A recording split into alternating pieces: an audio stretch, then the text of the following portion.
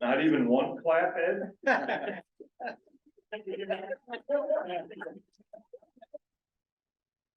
Just, well, it's always good to be here. I got to know Matt at Leadership Knoxville. I was on the curriculum committee and he went through last year, and I want to introduce him. So, you know, it's interesting. He's been the CEO of Children's Hospital here for 3 years. But how he got here is pretty interesting. He thought he might want to be an engineer, maybe be a doctor. So he attended Texas A&M. So that's okay. You guys did good last weekend. That was all right. So he thought he might go to medical school. So he majored in bioengineering and biomedical engineering. However, it's funny how things change your life's path. In June of 2007, his nephew Maciolek was 14 months old, was diagnosed with a severe case of leukemia, and in 5 months he passed away. I saw a lot and decided I want to be in pediatric healthcare. It was divine providence. He saw how the people at Texas Children's Hospital took care of not only his parents, but how they treated all the other children there, and they were so tough. And he says, you know what? That's what I want. That's what I want to do. So he changed his path. He got an MBA from Rice University. That must be in Texas too, right? He was born in Houston, so. He worked with the McKinsey and Company, but then in 2008, he was hired to help and execute the opening of Texas Children's first inpatient facility located in a community setting. Texas Children's Hospital's West Campus, a 500,000 square foot freestanding inpatient and outpatient facility, was located 30 miles away from the flagship campus. In 8 years, he moved from his initial position as Director of Strategic and Financial Analysis. Well, that's a big word, analysis, for me anyway. He went to the West Campus to President at Texas Children's West Campus. He said that helped me to move into different roles. I wouldn't be here today if I didn't push my teeth there. In 2017, he accepted the position as Senior Vice President, Chief Operating Officer at Children's Hospital in New Orleans. And it was a very different setting than what he had in Texas. Says Texas Children's is one of the most preeminent children's hospitals in the nation. The scale is amazing.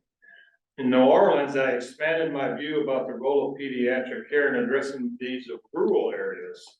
It was important to find different ways to treat patients rather, to provide care outside urban areas. So you read a lot of stuff about him in his bio in the newsletter. He is accompanied by his wife, Kristen, who he met at Texas A&M, and their 2 children, Allison and Sarah. I don't want to take up any more time, but we're glad you're here, Matt, and we're looking forward to your presentation. Thank you.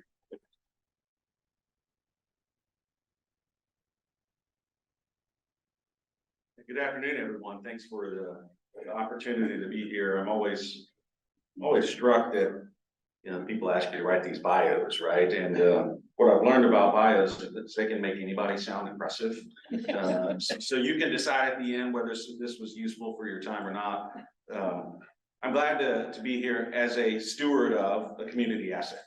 Children's Hospital has been in this community for more than 85 years. And in fact, when I walked in, I saw people who were either directly involved or peripherally involved. So I'll put in a plug for my friends in the back, Alan Watson, and the work that he and his team do at Medic Blood Center, which provide critical infrastructure for what we do every day. So if you haven't given blood lately, go find Alan.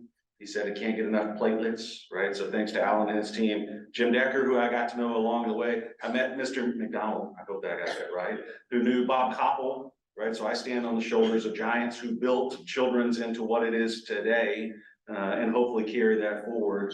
And then Dennis Ragsdale, partner at Long's Ragsdale, has been an intricate part of Children's Hospital for years. So I look around this room and you look around the community, and almost everyone has had some way, some touch of Children's directly or indirectly. So I'm thankful to be here in this community. One thing I've learned about it is that for those that have been here, they may get tired of the fact that you see somebody you know everywhere. For somebody who's from the fourth largest city in America, Houston, Texas, it's actually kind of nice. It's reassuring to have a big enough community to have a scale of the flagship university of the state, to have a scale of the only freestanding independent children's hospital in the state, but small enough to feel like you can see your neighbors. And I'm sure for many of you, that's what Rotary means, right? And it's involvement in a community beyond yourself. So as I get started today, I want to take the next few moments to do 5 things. So I want to give a little bit of background on who I am, how I got to where I am, because I think the story matters. And the story is the story of many patients, families that Children's has cared for through the years. And it's not all that unique when you think about finding your own place in the world, because life takes turns that you don't imagine. From there, I want to talk a little bit about who Children's Hospital is, what the history of Children's has been. I want to talk about why we exist. We're an interesting mission in the sense that we would love not to exist. Our mission is to put ourselves out of business, right? We hope that no child ever needs Children's Hospital, but we're glad Children's Hospital is here when that moment comes. I want to touch briefly on what we're trying to accomplish. We have 85 years of a proud history, but anything that has 85 years of a proud history, the way you honor that is you look forward to the next 85 years. You don't just sit stagnant and be who you are. You think about how to expand that in a way that positively impacts the community. And then I'll finish with a shameless plug of how you can get involved. You've never been a part of Children's Hospital, directly or indirectly. There's multiple ways for you to do that. And I'll touch on that at the end. So Greg mentioned this. I have an interesting pathway to healthcare leadership. I was an engineer that decided after testing a crash-worthy aircraft seat in the middle of nowhere, Arizona, that was supposed to survive a 16G crash. There's no such thing as a survivable 16G crash. And my aircraft seat that I designed, I thought was amazing, failed miserably. And I'm sitting there after 4 years of being an engineer thinking, maybe this is not my purpose. From there, I decided I wanted to do something different. And the way to do something different, at least at the time, is my dad said, you can do 2 things, son. You can either go back and be a lawyer. He worked with lawyers all his life, and that was not a lovely experience for him. Sorry about that. So I decided, well, Dad, why would I want to do that? And you tell horror stories about being an accountant working for a law firm that did tax law. Or, son, you can go back to business school. So I thought, that sounds great. I'll go back to business school. I didn't really know what that meant at the time. That took me back to Houston, Texas. That's where I had the opportunity to then join McKinsey and Company and then transition my healthcare career because of this guy. So there's 2 pictures there that you see.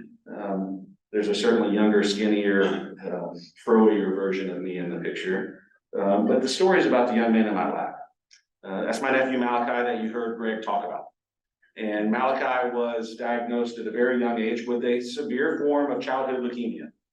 And anytime a family hears news like that, it's news that just takes the wind out of it.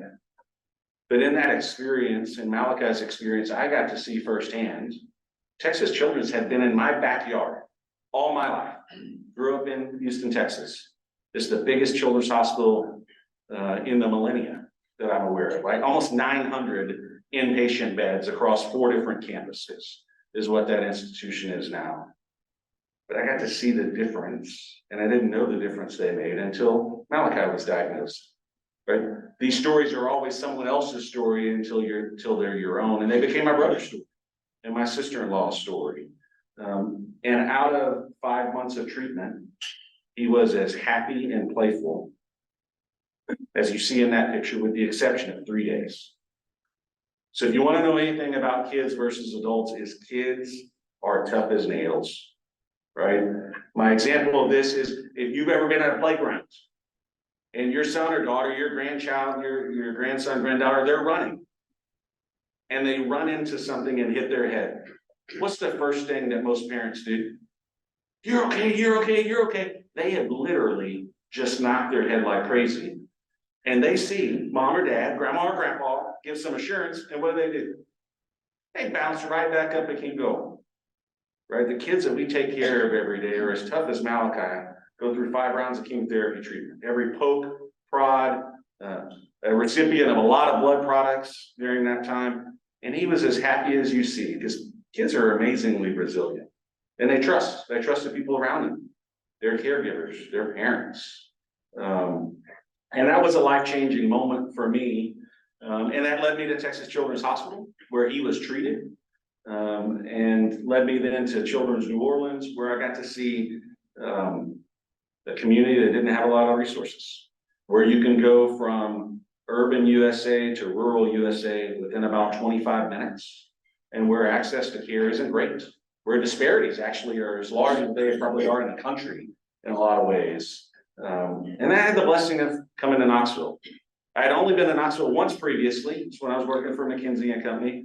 And my client at the time was Alcoa. It was around the time that the price of aluminum tanked, right? And I ended up coming to the plant right by the airport, stayed there for a few days. It was the worst project ever, worst client ever, because we were doing cost cutting, right? Which no one ever likes, right? So you're never the good guy in that. And that was the only time I'd ever been to Knoxville, right? Alcoa is now Arconic, right? I think that's how you say it. Is that how you say it? So I get this call from a recruiter that says, hey, there's an opening at East Tennessee Children's Hospital for the president and CEO. Are you interested? And I thought, that sounds interesting. And I called my wife and I said, hey, before I put my name in the hat, I want to tell you, but don't worry. There'll be a bazillion other qualified candidates. This will never work. Right? And then I come for the first interview, which is at the Hilton, right by the airport, right? Board search committee is leading that. Dennis Ragsdale was actually there that day.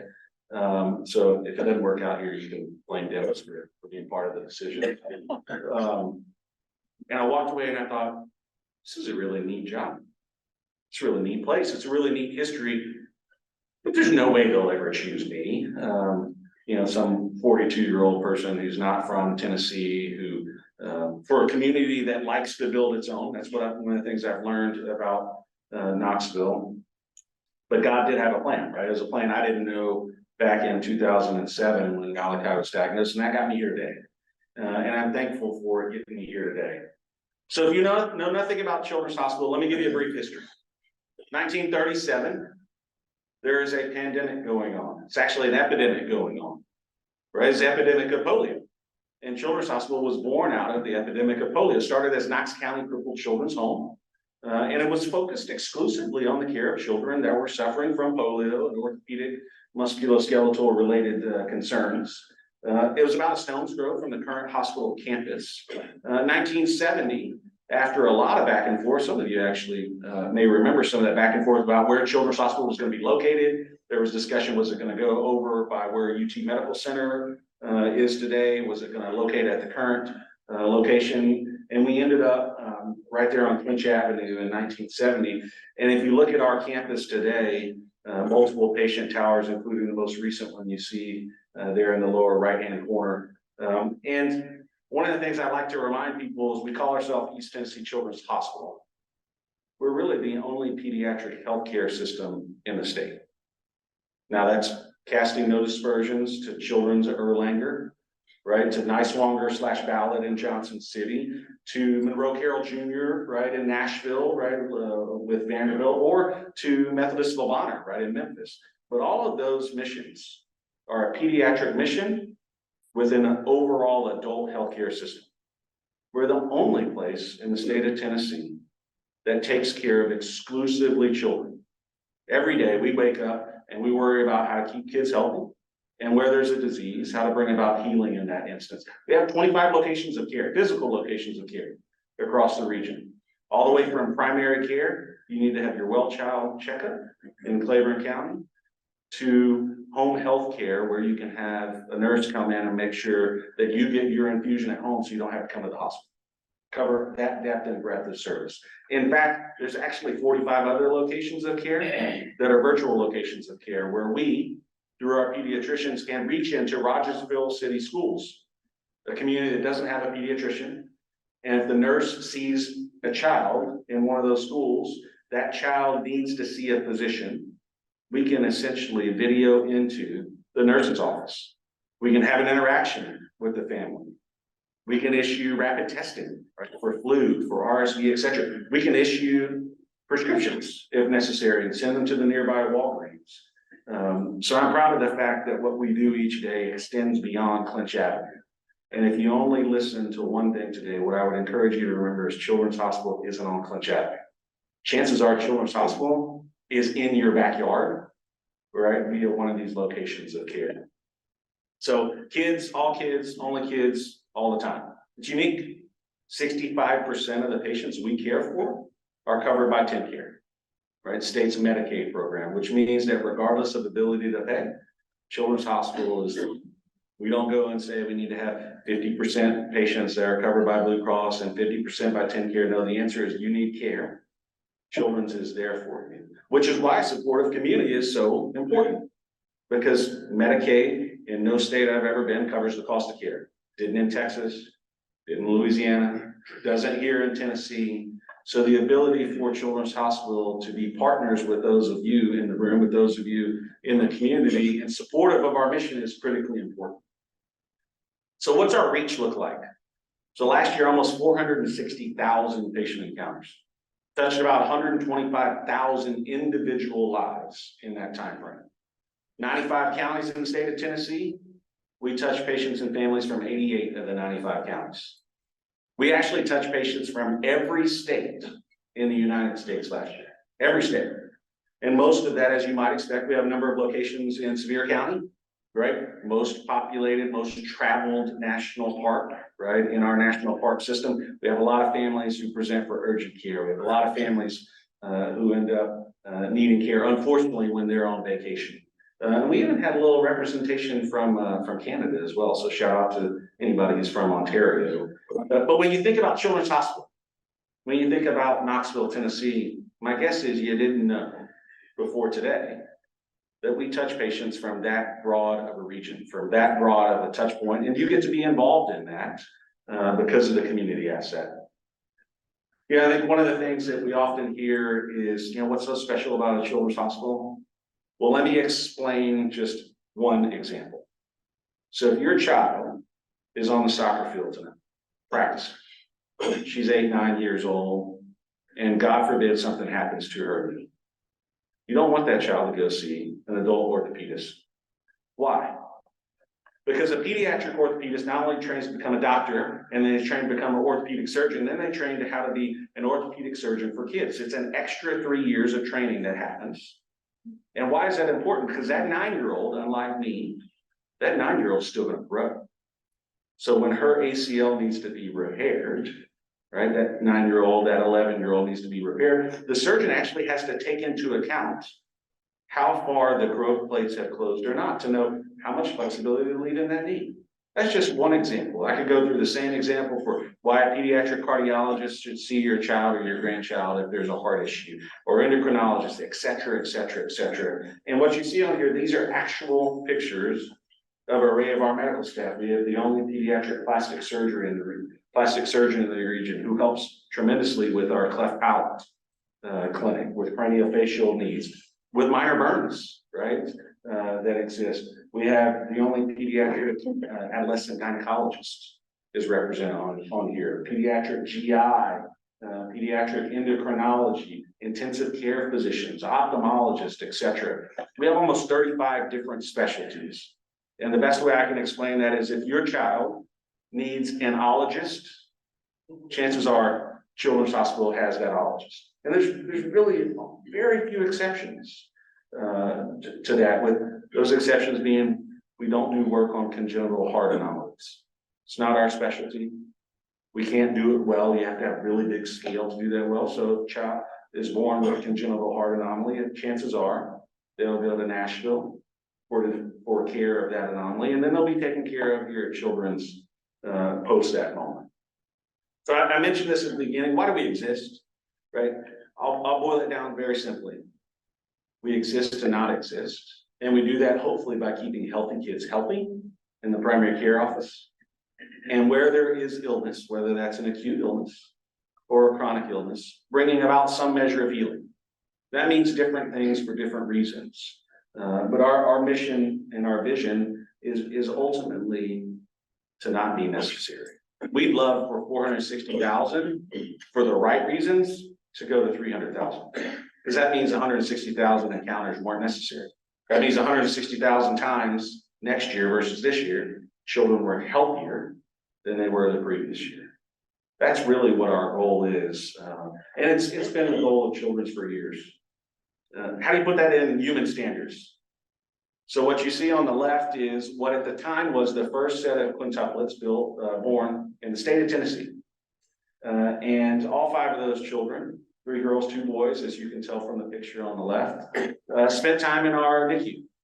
Some short time, some long time. And on the right is their picture 2 years ago as they graduated from high school. That was possible because of children's, not because of me, but because 2,000 individuals every day wake up to say, this is what we do. When moments don't seem hopeful, we create moments that produce hope.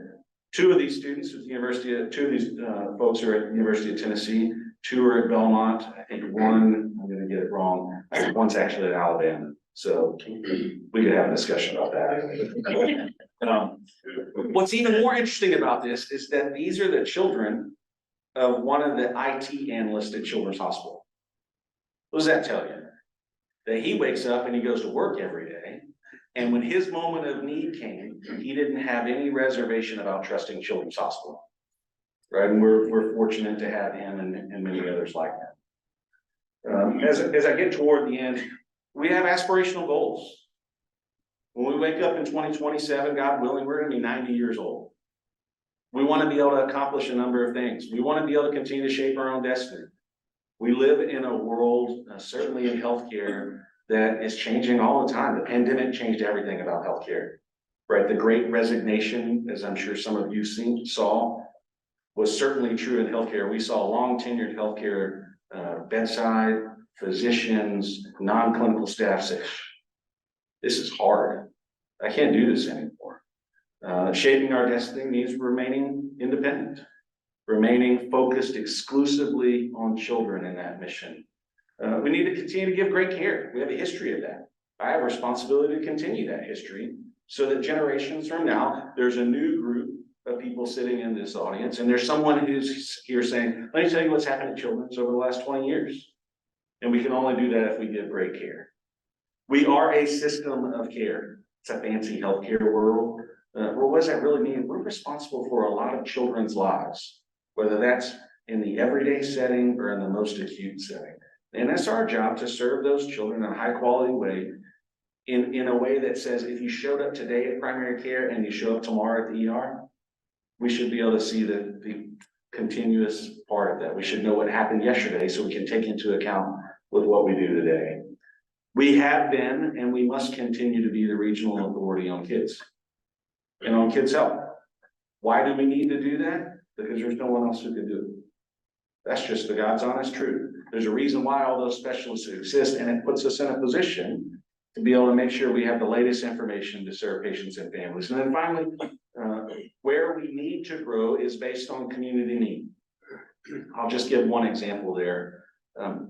Kids are suffering unlike any other time with their own mental and behavioral well-being. No doubt the pandemic exacerbated that. I'll borrow this for a second. Things like this exacerbate that.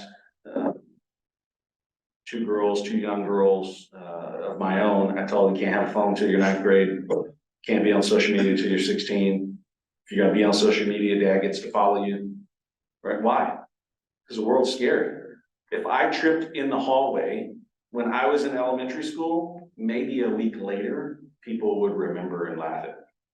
If it happens today, somebody's live streaming it and it's on the internet forever. Right? You don't think that's real? Talk to your children and grandchildren, right? The pressure of that. If I didn't get invited to a birthday party, I didn't even know. It's like, whatever.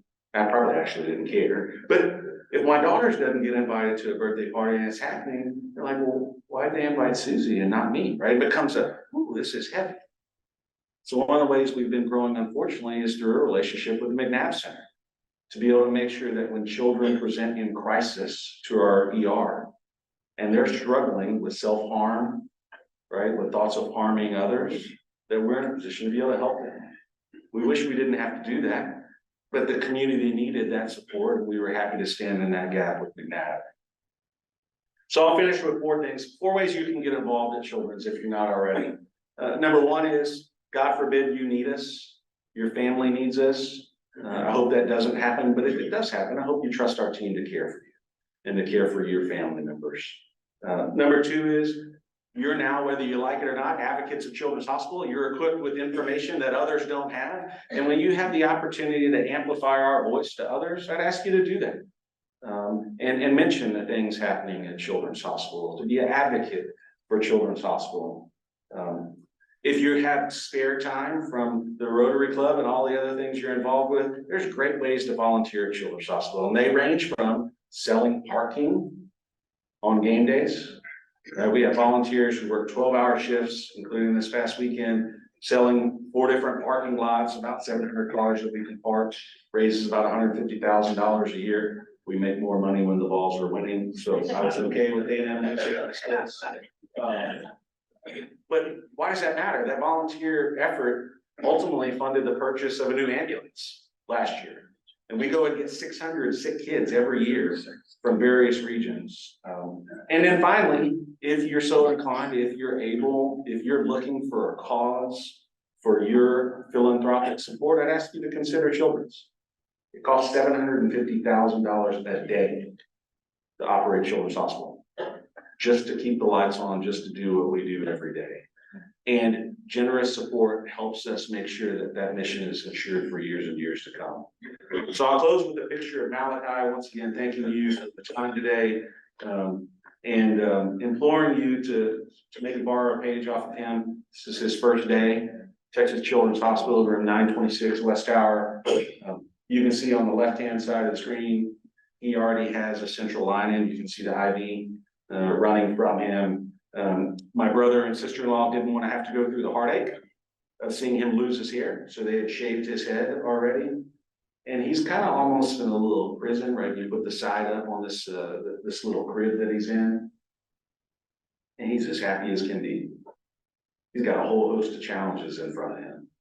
You got a whole host of challenges for the rest of your day, for the rest of your week, for next month. Be encouraged by kids like Malachi who just wake up and think good things are going to happen. People around me are going to love me. People around me are going to care. Spread joy where you have the opportunity. Surround yourself with people who are going to give you the confidence to look through trials like Malachi did. So thank you very much for the time today. God bless you guys for what you do. I'm happy to stick around at the end and answer any questions you may have. Thank you.